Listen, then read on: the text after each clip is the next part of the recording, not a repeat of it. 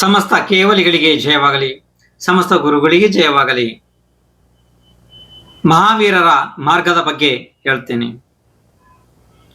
ಭಗವಾನ್ ವರ್ಧಮಾನರು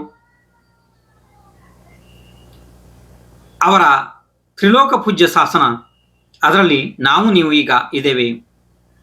ಅದರ ಅನ್ನ ತಿಂತಾ ಇದ್ದೀವಿ ನಾವೀಗ, ಯಾಕೆಂದ್ರೆ ಅವರ ಶಾಸನದಲ್ಲಿ ನಾವು ಇದ್ದೀವಿ. ಈ ವಿಷಯವನ್ನ ಬಹಳ ವಿಸ್ತಾರವಾಗಿ ಒಬ್ಬರು ಶ್ರೇಷ್ಠ ಸಾಧುಗಳು ಒಂದು ಜಾಗದಲ್ಲಿ ವ್ಯಾಖ್ಯಾನ ಮಾಡ್ತಾ ಇದ್ರು.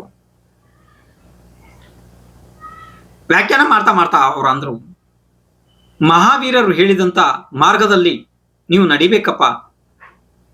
ಅಂದ್ರೆ ಅವರು ರಾತ್ರಿ ಊಟ ಮಾಡಬಾರ್ದು ಅಂತ ಹೇಳಿದ್ದಾರೆ, ಅಹಿಂಸೆ ಪಾಲನೆ ಮಾಡೋದಕ್ಕೆ ಹೇಳಿದ್ದಾರೆ, ಇದೆಲ್ಲ ಸಾಕಷ್ಟು ಹೇಳಿದಾರಲ್ಲ, ಅದನ್ನ ಹೇಳ್ತಾ ಇದ್ರು ಅವರು.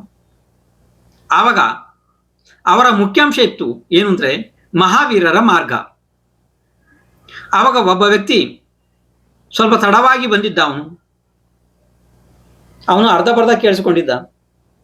ಅವನು ಎದ್ದು ನಿಂತು ಹೇಳಿದ, ಮಹಾರಾಜರೇ, ನೀವು ಇದನ್ನ ಪದೇ ಪದೇ ಹೇಳಬೇಕಾದ ಅವಶ್ಯಕತೆ ಇಲ್ಲ.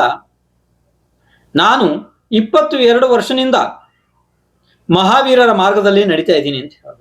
ಮಹಾವೀರ ಮಾರ್ಗದಲ್ಲಿ ನಾನು ನಡೀತಾ ಇದ್ದೀನಿ ಅಂತ ಹೇಳ್ದ. ಆ ಸಾಧುಗಳಿಗೆ ಬಹಳ ಸಂತೋಷ ಆಯ್ತು. ಹಾಗಿದ್ರೆ ನಿಂದೊಂದು ರಾತ್ರಿ ಊಟ ತ್ಯಾಗೇದಿಯಪ್ಪ, ಕಂದಮೂಲಗಳು ತ್ಯಾಗದವೆ, ದಿನ ನೀನು ಪ್ರತಿದಿನ ಜಿನೇಂದ್ರ ಭಗವಾನರ ಅಭಿಷೇಕ ಪೂಜೆ ಮಾಡ್ತಿ ಎಲ್ಲ ಕೇಳಿದ್ರು. ಅವನಂದ, ನನಗೆ ಇವು ಯಾವ ಗೊತ್ತೂ ಇಲ್ಲ, ನಾನು ಈ ಶಬ್ದಗಳನ್ನು ಕಿವಿಯಲ್ಲಿ ಕೇಳೂ ಇಲ್ಲ, ಏನಿಲ್ಲ, ನನಗಿದು ಅವಶ್ಯಕತೆನೂ ಇಲ್ಲ ಅಂತ ಅಂದ. ಬಹಳ ಆಶ್ಚರ್ಯ ಆಯ್ತು ಸಾಧುಗಳಿಗೆ. ನೀನು ಮತ್ತೆ ಈಗ 22 ವರ್ಷಗಳಿಂದ ಮಹಾವೀರ ಮಾರ್ಗದಲ್ಲಿ ನೀನು ನಡೀತಾ ಇದೀಯ ಅಂತ ಹೇಳ್ದಿಯಲ್ಲಪ್ಪ, ಏನದು ಹಾಗಾದ್ರೆ? ಅದು ಬಹಳ ಸಿಂಪಲ್ ಇದೆ ಬಿಡ್ರಿ. ಅದು ನಮ್ದು ಈಗ ಆ ಕಡೆ ಹೊಸ ಕಾಲೋನಿ ಆಗಿದೆಯಲ್ಲ, ಅಂದ್ರೆ ಔಟರ್ ರಿಂಗ್ ರೋಡ್ ಪಕ್ಕದಲ್ಲಿ ಅಲ್ಲಿ ಹೊಸ ಕಾಲೋನಿಗಳಿದಾವೆ ನಮ್ದು, ಅದು ನಮ್ಮ ರಸ್ತೆಗೆ ಮಹಾವೀರ ಮಾರ್ಗ ಅಂತ ಹೆಸರಿಟ್ಟಿದ್ದಾರೆ ಅಂತ ಹೇಳ್ದ. ಸಾಕಲ್ಲ? ಈಗ ಸಾಕಷ್ಟು ನಮ್ಮದು ಪರಿಸ್ಥಿತಿನೂ ಅದೇನೇ ಆಗಿದೆ, ನಿಮ್ಮ ಪರಿಸ್ಥಿತಿ.